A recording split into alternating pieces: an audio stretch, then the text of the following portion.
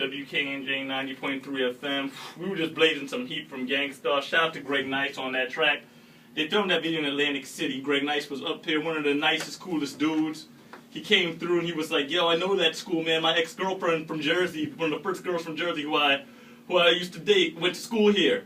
He was telling us stories where he filmed the first video around. It was just, wow, an epic gentleman. Him and shout out to Special K and Teddy Ted.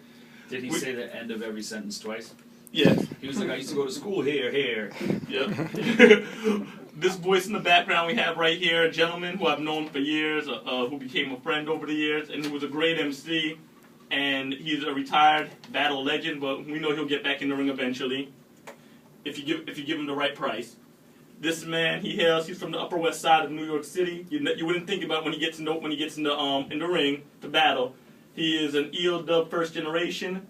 He goes by Iron Solomon. Yes, sir. Yes, sir. Thank you for coming through and taking the trip out here, man. We've been talking. My tardiness. It's okay. We've been talking about doing this for a minute. Yeah. I must say congratulations on the new album, Monster. Thank you. And I love the last mixtape, Red Rum, the song We Up All Night, which is a true testament to everybody in the culture. What inspired you to make that record from that mixtape?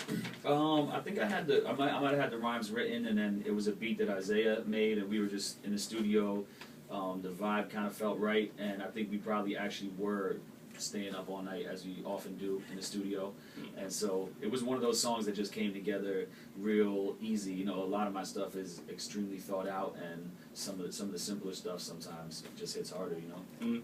But also, Solomon, you come from a musical background. I know your dad was the composer of the Little Mermaid soundtrack. Yeah. Your mom's is a musician as well, and your brother, he engineered this latest album, Monster, for you. Yes, yes. And did all the production and everything. The production is all myself and Isaiah for the most part, and then my man Casa overall and Gordon Voigtwell are like the only other producers on there. But I produced or co-produced every single song on the record, and then my little brother mixed the whole thing, mixed the whole project. And he has some production and played some instruments on there as well. But through all of this and coming from the musical background, I actually went to a music school in Ohio. What was the name of it? Oberlin. Oberlin? Yeah. So you've always had a knack for music since you were a child. I mean, yes, and now a grown adult. And also, was it easy, being that you come from that musical background, as we've just established, was it easier or harder for you? Because you were known in the battle circuit. You were knocking out contenders from Jin, Elliot Ness to Math Hoffa. You were in one by one. They were coming up, and you were laying them out. Was it easy for you though to make the transition from a battle MC to doing music, or was it the opposite? You did music, went to battling, and now you're back to music. It was more the latter. You know, I was always doing music as a kid. You know, I was I had a rap group when I was 9, and I was like playing guitar in rock bands and stuff like that. And then I got into battling, and then came. You know, now I feel like still making the transition to music as far as the public is concerned, and even as far as I'm concerned, musically, you know, I think that there's always room to grow.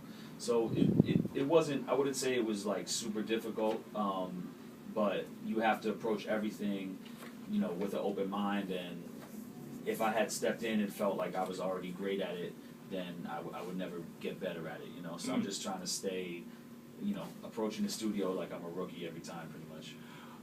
Well said. But now, for yourself, though, being that you were in the battle circuit for so long and that you battled, do you think you'd step back in the ring?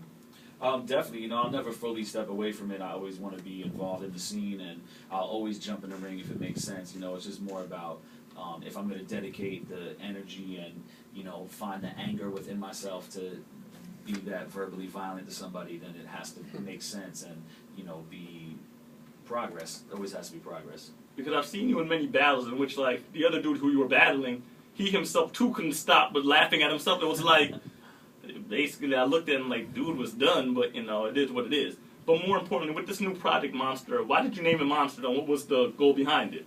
The Monster title comes from the story of Frankenstein. To me, the thing that I love the most about hip-hop culture is that it's a collage culture.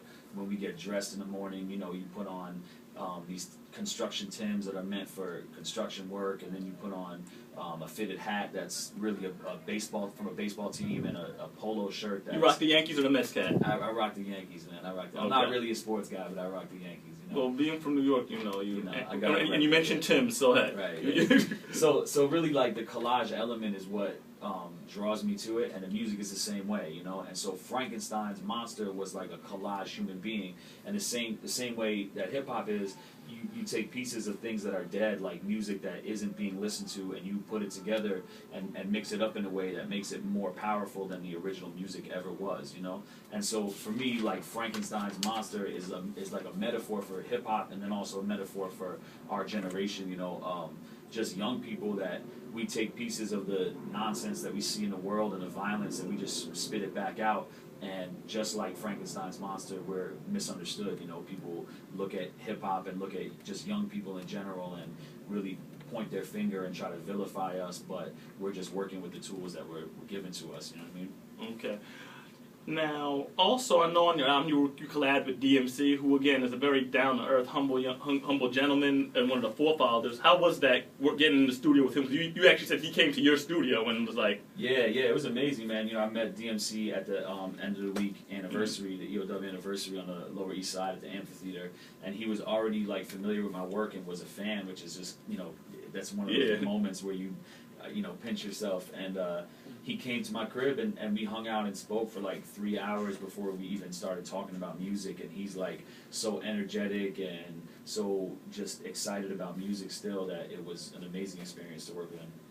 all right. Well, right now, I mean, after this, I want to spin a record from the album right now. I want to get into, because I know you brought us the Treat Monster. Don't forget to cop Monster off of iTunes from Iron Solomon, everybody. It's a very good record. You need to cop that and have it for your hip hop collection. So I want to get back into talking to you in a little bit, but let's get into a joint from off the let's get into a joint off the record. And what joint would you like to get into? I guess let's go with the Empire. What track would that be? Track 3. This is a song featuring Tyler Quali. Oh wow! All right, another Brooklynite you got down with. Yeah. Yes, sir. Okay. WKNJ 90.3 FM, Kane University, Union, New Jersey 07083, livestream.com/EAR2 The Streets. Iron Solomon is in the building. We're going to get into this joint that he did with Tyler Quali, and then we're going to get back into more of that interview. So here we go.